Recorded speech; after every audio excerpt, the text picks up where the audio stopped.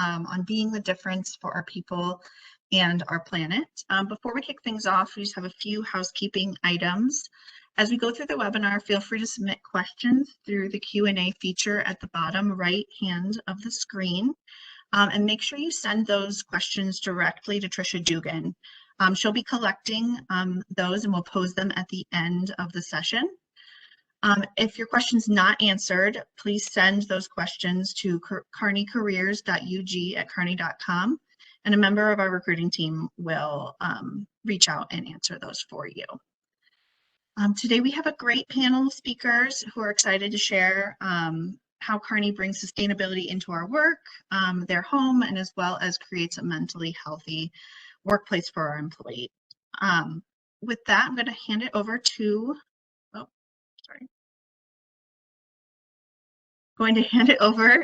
our panelists to give a quick introduction on themselves, as well as share a fun fact and a favorite Kearney memory. Misty, do you want to kick us off before heading into the session? Hi, everybody, and welcome. Happy to be here today and share a little bit about our people care efforts. I am based in our Southfield, Michigan office, and I am the Global HR Director for our people care efforts, which includes mental health well-being, as well as culture and values, along with engagement. So my favorite memory, I've had a lot of them, over the years. I would say probably has been traveling when I was doing recruiting to Asia Pacific for our internship onboarding programs, recruiting meetings in Europe, and then I was involved in our international recruitment and global talent weeks, traveling around the US with a group of consultants from all over the globe, recruiting people like you to join our firm. So that's probably some of my great memories. A fun fact, I joined Kearney right out of college, and after 2+ decades, I am still here.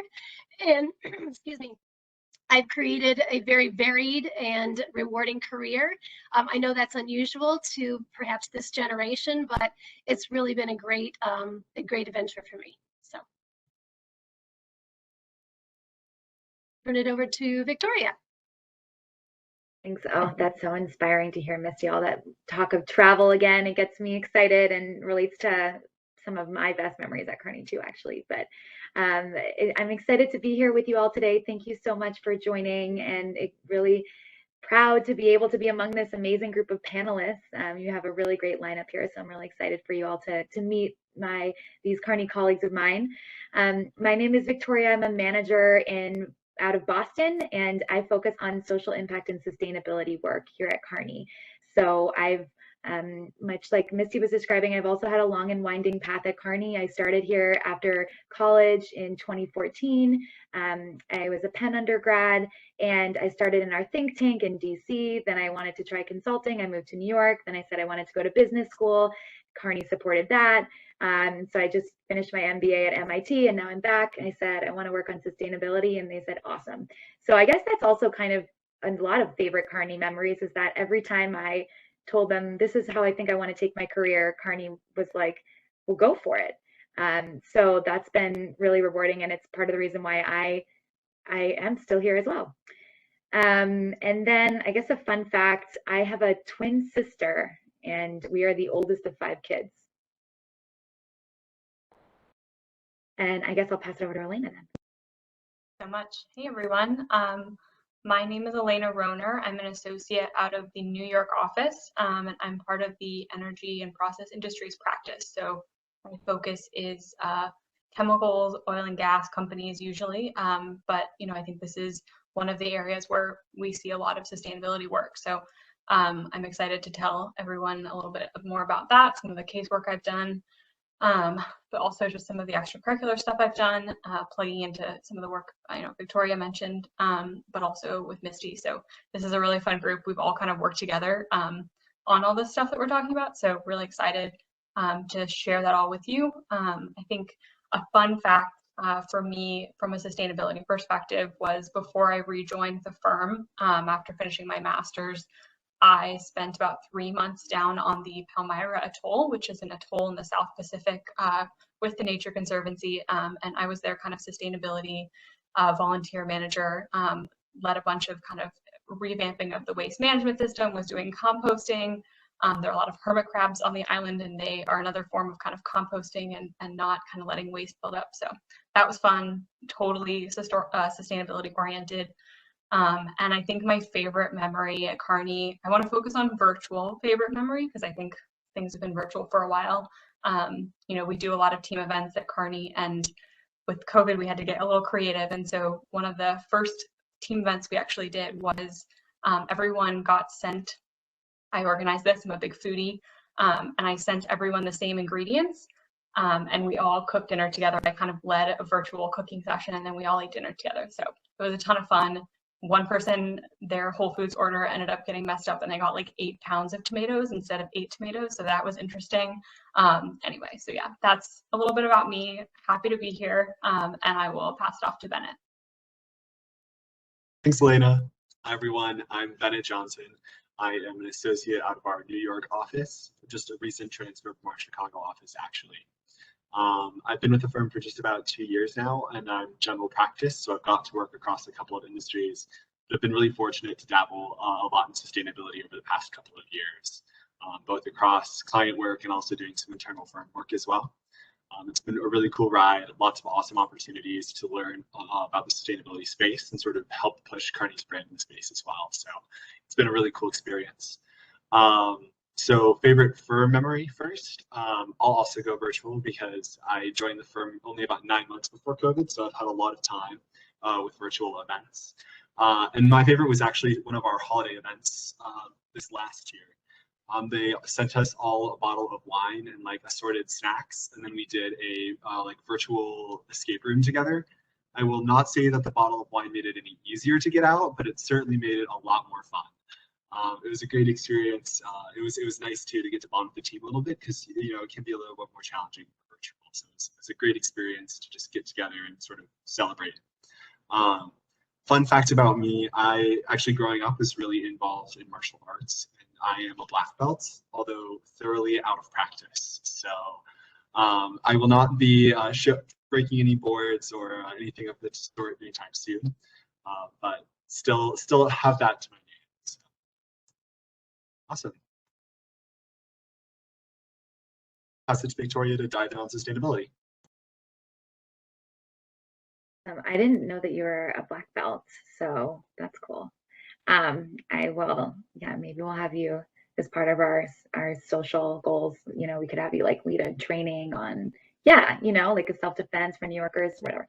Anyways, so yes, as I said, I'm here to talk a little bit about what we do as a firm. Actually, could you back up one page, Emily? Yeah, thank you. I wanted to set the context a little bit about how we think about social impact and sustainability at Kearney. And so for us, we really see this as being a firm-wide commitment to be the difference. And we want to be the difference for not only our people, but our clients, our communities, and our planet. And what I think is really awesome to see at Kearney is our CEO, Alex Liu, is really vocal about the importance of purpose and putting sustainability and ESG at the center of Kearney's purpose and how we deliver our work to our clients. So it's been really cool, especially in the last year, to see the sort of groundswell of support and energy that's now in our social impact and sustainability space, which was always there. But I think it's cool to see that there's, as more and more folks like you are joining the firm, we're seeing that there's a lot more energy, and so the community is growing a lot. We're over 600 strong right now at the firm, who are part of this social impact and sustainability community, including the Alex Liu, as I mentioned, and all of our leadership board, all the people you see here. So what that means is that we have a lot of ongoing initiatives that I've laid out here, but what's also great about Kearney, you've probably heard about how entrepreneurial we are. It also means that if you have an initiative that you think relates to social impact that you want to make in community where you're from or where you're working, or in sustainability, ESG broadly, you can bring that forward as an idea, and we're here to support you. So that could be around, if you have ideas around diversity, equity, and inclusion. For example, this year, we're working on a supplier diversity strategy. We're also, I know you'll hear more about like what we're doing for our people around mental health. We had a huge mental health week this year where we brought together, well, I'm sure Missy will talk about it, but a people care gym, and we all talked about what does it mean to have a healthy and inclusive environment at work. We also think about your personal growth and sustainability and becoming an expert on it in different ways. So we offer externships where you could go and work with a nonprofit that's focused on a topic, an ESG topic that you're passionate about, so that you could learn more and bring that back to our work. We do a lot of work with our clients, which you'll hear more about from Bennett and Elena. And then in our communities, we have commitments this year to social and racial justice. So we are, each of our offices globally is working with causes that support social and racial justice for their local communities. And Kearney has agreed to, there's 9 commitments that we've made. One of them is around the $1 million match. So the firm has committed to match up to $1 million of employee donated funds to social and racial justice causes. We also have committed to days of action. So in the Americas, that means that we had committed to 2 days throughout the year where Kearney will, it's encouraged that our employees take the morning, afternoon, day off on a Friday and do something, a volunteering event in the community. We've gotten sort of creative this year with COVID. So actually next week during Kearney Week, which is the 95th anniversary of our founding, we'll have on Friday, September 17th, a day of action, and we're all supporting the UNCF, the United Negro College Fund, and we're doing a virtual walk. So each of our offices is supporting the UNCF Foundation in their city. We're raising money, and then we're all going to walk together. And so those are just an example, some of the examples of the work that we're doing. This is all in our sustainability report, which you're welcome to look up online. It's publicly available. So we report on all of our impact, and we're really proud. Also, I spent a lot of time writing it, so I would really appreciate if we got some downloads. We can flip to the next page, and I'll talk a little bit more about our planet. So Kearney has long been a leader in sustainability for the professional services industry. And so for us, as I said, it's not just something that we've decided is cool in 2020. Like it seems like it does seem to be getting pretty trendy, but it's something that we've always been living. So we've actually been carbon neutral since 2010. We've been offsetting all of our scope 1, 2, and 3 emissions since 2010. And we were the first consulting firm to set a science-based target. For those who don't know, that means we have committed to reducing our absolute emissions by 30% by 2030 on a 2019 baseline. So that means no matter how much we grow as a firm, which we are growing, and we hope to continue to grow, we will reduce from 30% from 2019. So our emissions should never grow from here. What we're learning, I'll be honest with you all, is that it's hard to change. And so what's been really cool is to get to work with folks from all over the world who have really exciting ideas and innovative ways that we can meet our goals. So one of the ideas that we're looking at now is that airlines are now starting to use sustainable aviation fuel. So that can actually reduce the emissions from airplane fuel by 80% in some cases. So it's cool because now we're now starting to work with our airline partners and think, how can we help them with their goals, the universe's goals, and our own. So it's been really cool to get to see the support we're getting from Kearney. A lot of other examples here of how we try to be on the forefront as thought leaders as well. We work with Ashoka globally. Actually just had a call today about working with Ashoka in the US more. We work in 13 countries currently. We partner with the World Economic Forum. We're doing a project right now on responsible consumption and the circular economy. So how can we take all of that stuff that you use when it's done, instead of just going into landfills, how can we reuse it? And so we're doing a lot of really, really cool thinking with a lot of different organizations, and it's a really vibrant place to be. The last thing I'll say, and then I think I have a slide where I'll show you what it means for you as an analyst, what you could do for project work, the kinds of topics we talk about. But one thing that I find really exciting about sustainability is that this is a topic that we at Kearney are trying to get better at ourselves as much as we're trying to help our clients with it. So we really, therefore, hold ourselves to a high standard to make sure that what we're doing is what we would expect or want our clients to do as well. So when we're on the journey of change management internally and like how do we get people to think about waste differently or think about flying differently, we're learning from that experience and saying to our clients, yeah, we know how hard this is, we know what kind of team you need to put together to run it, and then what we're learning from them, it's also feeding back into the work that we do. So it's a really exciting field, and I'm clearly passionate about it, and I'll stop talking about it to make sure we get to everyone else. On the next page, I'll just briefly say, you're probably thinking like, okay, cool, but what am I going to do day to day as an analyst? So wanted to show you the types of questions that we're answering with our clients. For a lot of them, it's about a net zero strategy. How do we decarbonize? How do we reduce emissions? How do we get, COP26 is coming up and the Paris Agreement. How do we reduce global warming, right?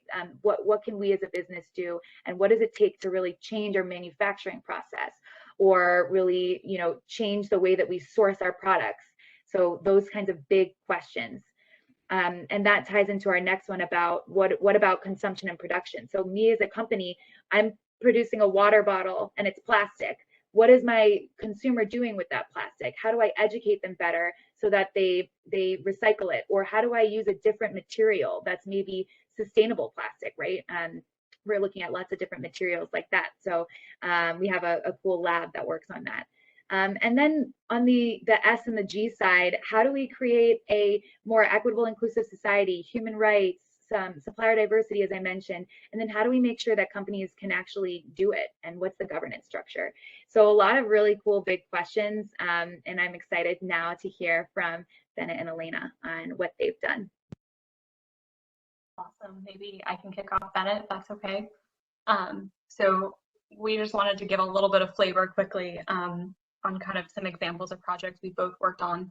So I'll give a brief overview. I think Victoria just mentioned, I think the first one up there on her previous slide was net zero strategy. So I did just that. It was a really cool two-part project we did last year. So we worked with one of the national petroleum fuel associations in the US, and we helped them put together first kind of a big set of strategy documents on policy, communications, supply infrastructure, technical standards on switching from petroleum-based fuels to bio-based fuels. And there are a lot of really interesting kind of options out there, and they wanted to better understand the landscape, where they could go, which spaces they could play, and how they could be helping their constituents kind of progress forward.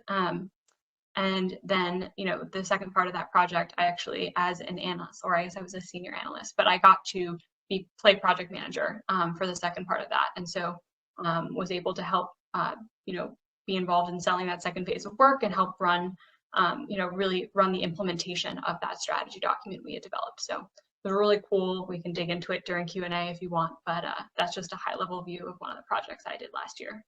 Bennett, I'll hand it over to you. Awesome. Thanks, Elena. It's really cool that you're able to be part of selling that phase of work as well. Something that you don't normally get as a VA or SBA, so that's pretty awesome. On my end, I was involved not so much at the client front, but more so on the thought leadership front with this role. So I was actually working with a former manager of mine, Will Ritter, on some work for the World Economic Forum, specifically focused on sort of a circular economy and moving beyond, disposable packaging. So Victoria sort of mentioned a bit of this at the front, but really what my role in the work was doing was helping to model what a circular economy might look like. So across the value chain, all the way from your producers of plastic, all the way down to waste management and everything in between, from consumers to governments. What does a circular economy look like? How can you take all these plastic cups that people are using and replace those? And what does that mean in terms of the value that you're creating for both the producers in the first place, and then also all of the new players that you introduce to the market, whether that's companies that are working for shipping back these reusable cups, or the people that wash them. Sort of what does that mean for the whole economy of that plastic cup that you're replacing? So really cool from a modeling standpoint. Definitely got to push myself in a lot of new directions. Super different from your everyday, like, you know, work where you're building a model, like a classic consulting style model. It was much more conceptual. And then what was really cool as well was I got to help sort of take that to the next step of producing a white paper off of it. So working with Will to sort of develop a point of view that is actually moving forward with the World Economic Forum now, actually, and they're doing work around publishing it, and then also Kearney as well has been starting to put out white papers about this subject. So really happy to get involved. It was an amazing project to be included on as a BA, so super happy on that. Awesome. I'll pass it over to, I think, Misty. Great. Thanks, Bennett. That is some really cool stuff that you and Elena have been doing. Lots of great opportunities. I'm going to switch gears a little bit. I'm not going to talk about the cool, exciting stuff you can do, but I'm going to talk about how you need to make sure you take care of yourself and how Kearney wants to make sure we're taking care of you so you can be productive, you can thrive, you can grow, find your purpose. And it all leads back to mental health.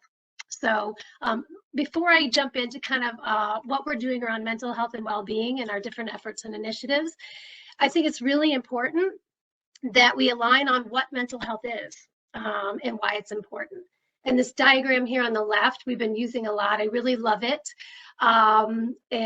We've been using it to kind of build awareness and educate people because the truth is that we all have mental health at all times. And it really fluctuates on this continuum. And, you know, sometimes we may be more toward the left, sometimes we may be more toward the right. It's not an us versus them kind of a thing. We all have mental health and we all need to take care of our mental health, just as we would take care of our dental health or our physical health. And the other thing we need to point out is that we know that mental health is key to our overall well-being, and we can't really be healthy without it. And, you know, why is that important? Especially in the workplace, well-being is really the foundation. And if we have well-being, it allows us to be more engaged. And when we're more engaged, then we're more likely and more apt to bring our full selves, our whole selves to work. And when we can bring our whole selves to work, hopefully we can be more productive. We can face challenges better. We can thrive and hopefully find joy and purpose in what we're doing. So that is why it matters. And this is why it's so important to Kearney and to our firm. We are a people business. And when our people and when our colleagues are thriving, then the firm and the business is going to be thriving. So it's very important. On the next page, if we want to jump to that, we want to make sure that we are continuing to aspire to building and fostering a culture of well-being here at Kearney, where people can, like I said, bring their whole selves to work and thrive. And we've developed a global charter. You'll see a piece of that on the left, along with a framework. And these are really guiding our efforts and our initiatives, both globally as well as regionally and locally at the unit and office level as well. We have teams in place at all levels to really drive, make progress, build awareness, destigmatize, and things like that. Mental health is really a key element of our people experience, and it sits at the core of our firm-wide approach, so it's very important. On the left side there, you can see a few of the commitments that we have made as a firm and to our people. The first one, we are committed to improving the way that mental health is perceived and discussed and supported in our firm. We're committed to raising awareness and normalizing and destigmatizing, talking about mental health. And then finally, we're committed to providing the appropriate resources and tools and training to make sure we're supporting our people. I also want to call out a few things that we're really proud of. We started focusing more on mental health and well-being about a year and a half, 2 years ago. Obviously, with COVID, that has really allowed us to shine more light on this topic and accelerate some of the things that we were just talking about doing. So that's very exciting. But one of the things that we've done, we have a biannual global engagement survey. And what we did is we incorporated a whole section on mental health. And we had over 1,400 comments come back to us around this topic, which really provided us a great baseline on where we are, how are our people feeling, and some really awesome feedback that we could then take and incorporate in our strategy moving forward, and understanding really where we really need to improve. So that was terrific. And then on the right side, the This Is Me, 20 stories shared. So what that is, we launched a storytelling campaign, and our colleagues shared their lived experiences with mental health. And it was really great because it got people talking about it, hopefully normalizing that it's okay to not be okay, and it's okay to talk about it, and we should be talking about it. The other thing down in the right lower corner there is our resource hub. We built and developed a mental health and well-being hub, which has tips and tricks and links and resources for all of our employees, which is really, really cool. It's kind of a one-stop shop for everybody. And this was really great because we had actually a couple of consultants who were very passionate about this topic, and they helped us develop the content, enhance the look and feel. So it was really great to have people passionate about this topic and getting engaged and involved with us. The last thing I want to mention here, and I'm actually going to talk a little bit more in detail about it, is our People Care Jam. And the 300 plus there, we had over 300 ideas submitted on how to build, how to sustain a culture in a workplace that really supports well-being. And so, Emily, if you can jump to the next page, not really a lot of content on it, but it talks about our People Care Jam. And what we realized, obviously we take this very, very seriously. We had a number of initiatives that we already launched, and we're talking about doing more. But what we realized is that this is really too important to just have a small group of us sitting in a room coming up with ideas. The ideas really are for everyone. And so we really wanted everybody to get involved. And so we decided to do something new, something really different, and where we could really engage everybody, all colleagues around the globe, and really pull together the collective brain power of our people. And so that is why we hosted the Global People Care Jam. And this was a week-long open forum where we got everybody together virtually, of course, to really co-create ideas for a mentally healthy, high-performing, and sustainable workplace. So we used an innovation platform. It's called Planbox, which now we're going to be using that for other things here at the firm to really drive and build innovation efforts. So that's cool. So we use this platform, and we had over 2,000 colleagues participate, and we had over 300 ideas. We had over 8,000 votes. We had, I think, thousands of comments throughout the event. It was really a terrific collaborative event, and we had so much support. It took a lot of people to help pull this thing off. But it really was a great experience. I know for me, for the team that ran it, but the comments that we got from everybody were just fantastic. It was really the best of our Kearney values in action coming together. What did we do with all these ideas?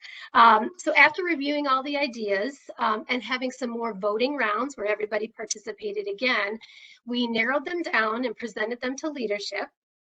About 20 ideas, and we've now announced and launched a meaningful set of immediate, near-term, and some a little bit longer-term actions to further invest in our well-being, to things like enhancing our mental health coverage across the globe in every country, deploying more advanced tools to hopefully win back some of this magic time that people have really lost. And really let some air out of the balloon. Our people, it's been a tough, 18 months. People need to let some air out of the balloon. And then finally, we're going to be looking at some of the systemic changes that are needed as well. What are the root causes? So we can better support our colleagues and really support that culture of well-being. So it was a terrific event. I'm hoping everybody on the panel here participated in it, and it's something that I'm really proud of. I mentioned, I've been here for over 2 decades, and it's one of the things that I'm most proud of while being here at the firm. So really, really cool. The last thing I want to talk about, I know I'm probably running over on time, is just sharing a little bit about the resources we have for mental health that are available to everyone here at the firm. And we've got a variety. Some are internal to the firm, some are external, some are formal, some are informal, some are very confidential, and some are a little bit more open. But we've got a lot of different things, a lot of different resources that people can leverage if and when they need to.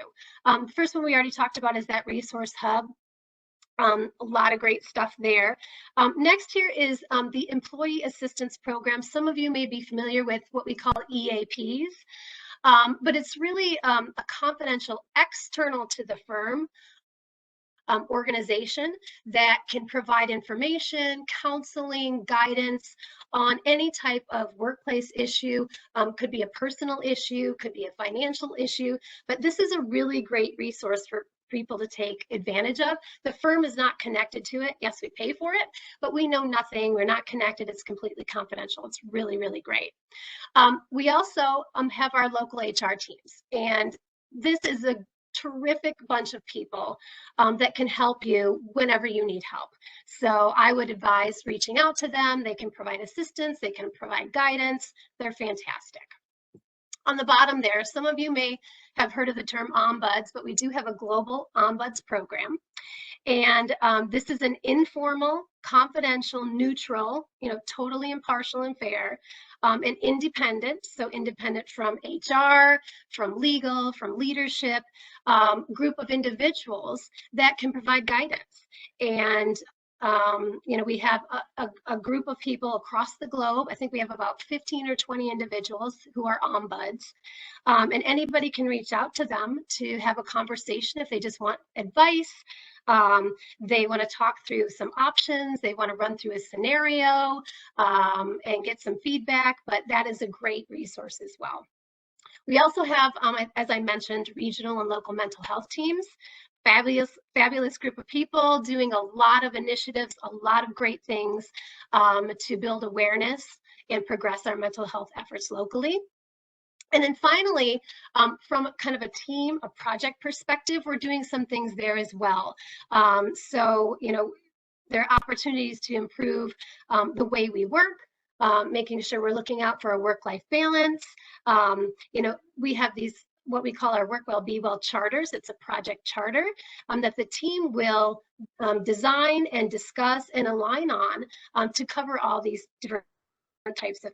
We also have a way to monitor and track what's going on as well through our barometers, which are basically a weekly pulse check to understand how you're feeling and what's going on. So we've got a great variety of resources. We want to make sure we're supporting you. And as I said, we want you to thrive, not just survive, because when you're thriving, then the business is thriving as well. So I think I'm back over to, I don't know who I'm back over to. Emily, over to you.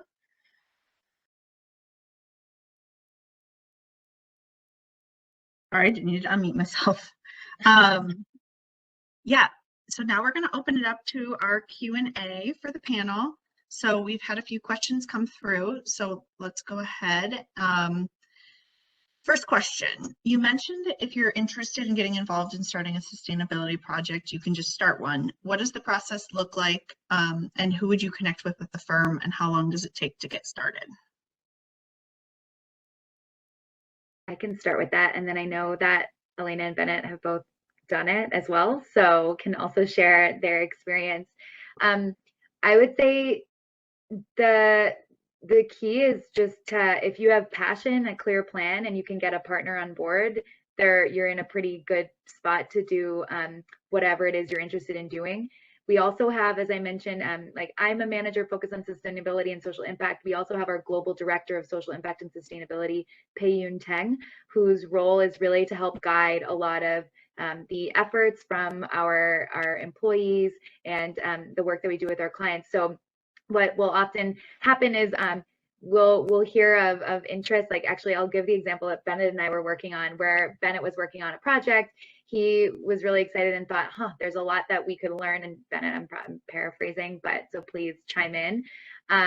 But came to Payun and I and was like, I think we were really excited. We have a lot of interest here and we have a lot of findings from our project. We really want to turn this into a paper and we want to publish this. So Payun and I were like, oh, this is great, because we had an idea of a paper that we wanted to publish, and then actually this all works together. Like Bennett's team was like, we wanted to make a series, and we were like, I think we have the first article in this series. So together we've now been working on this series of sustainability articles focused on like transformation and how you think about change, and then like specific case studies from the project. So it's been a pretty, well, Ben, I'll let you answer, but I think it's been a fairly seamless process to work together. And it was really because we had, the team had the content ready and the passion, they were doing it.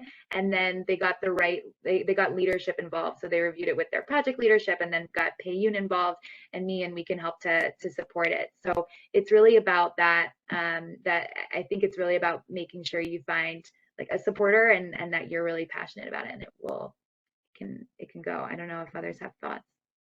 Yeah, I mean, you said it as well as I could have. I will add, like, I think outside of sustainability as well, that's something that's unique to Kearney, and something that I really enjoy about the firm is that if you have an idea and you want to pursue something, as long as you can speak to it in a way that can convince like one or two partners to back you up, then you've got a path to doing that thing, right? So for me, it worked out for sustainability. I happened to be on a project that was like really interesting and that I thought could bring a lot to the sustainability work that Kearney does. And fortunately, I got Victoria and Payun on board as well, along with some of the project partners. But really, that goes for just about anything that you're interested in putting work out about, regardless if it's a sustainability or otherwise.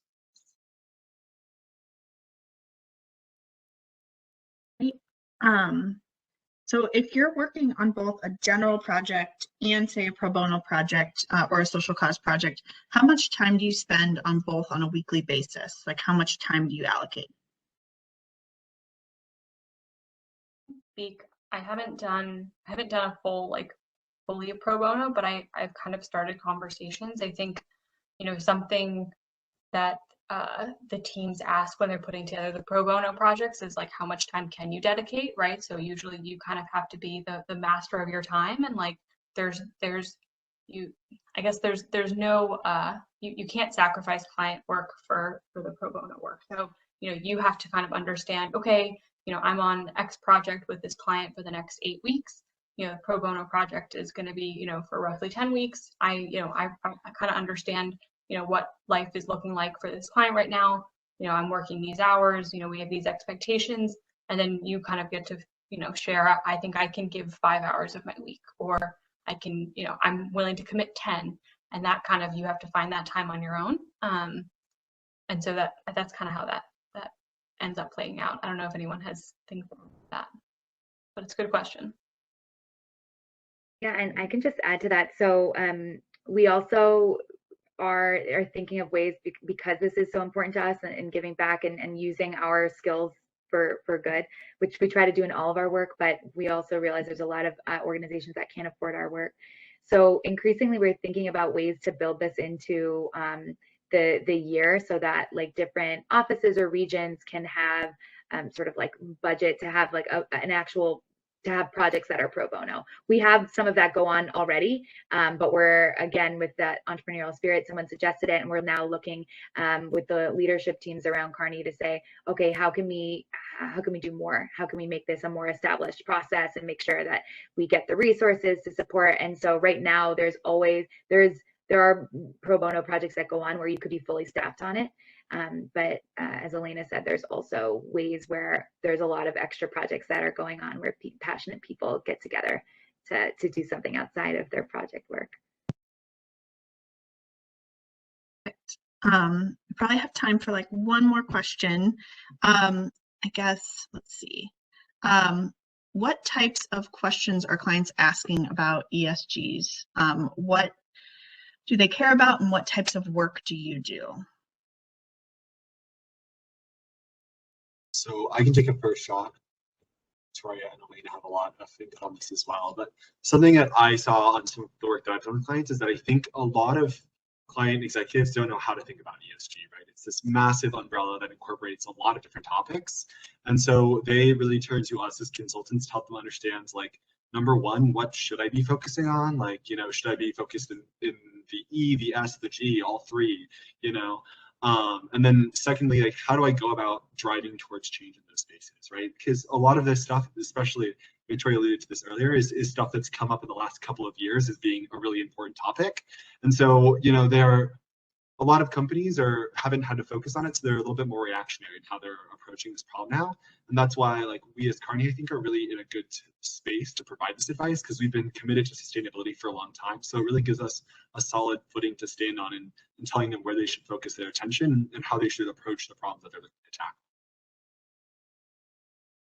Yeah. Victoria, Elena, I'm sure you have thoughts as well.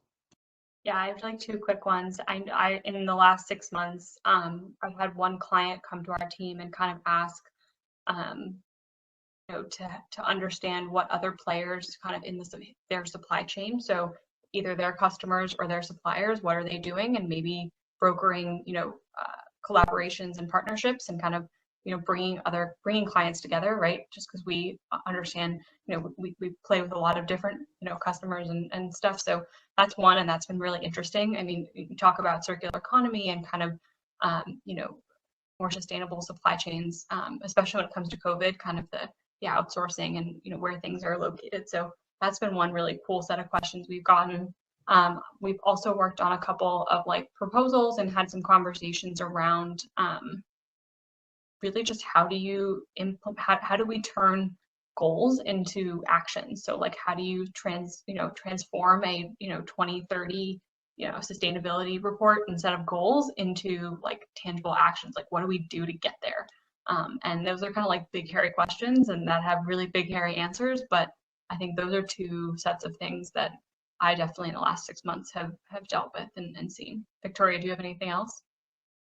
No, I think you guys covered it. I mean, I from my vantage point, I'm more of like the global team. I see the proposals and the projects that we're doing all over the world, and it's interesting to see the maturity of different industries. It's different based on the consumer pressures or investor pressures. So, and even within different countries, it's different. So that's, I think, part of what to what Ben and Elena were saying. Our clients are like, what are others in my industry doing? How do I compare? What does good look like? What should I be doing? And then wait, I set targets. How do I act? What do I actually do? And so I think, yeah, you're in these really, really big topics where what's cool is it is pretty new. So a lot of the times we're all sort of working together, right? There's no roadmap. The client's never done this before. So it's a lot of thinking about how do we pilot this? How do we iterate? How do we get the right people involved across the organization and not just within this business unit? So it ends up having a lot of elements of like coordinate. I don't know. It's really cross-functional in a way that I think a lot of companies aren't used to working in. So it's a lot of work that we do is around building that communication and that like knowledge, that education to get to the goal. If that makes sense. Maybe it will when you get into the job. I don't know. Right. Well, I know we're already over time, so I'm going to thank you so much to our panelists today for speaking with us. If anyone did not get their question answered, feel free to send it through. I'm just going to quickly run through some key dates. So for full-time BA roles, their resume deadline, application deadline is today at 11:59 p.m. Central. So make sure you get those applications in. And then upcoming events, we'll be doing an interview overview and as well as a case prep workshop next week with first rounds September 22nd through the 28th and final on October 1st. And then for those on the call interested in our summer internships, your resume application or resume drop deadline is October 3rd with interviews on the week of October 11th and final rounds on October 22nd. Thank you guys so much for joining today. And like I said, if you didn't get your questions answered, feel free to send them to kearneycareers.ug@kearney.com and we'll respond. Thank you.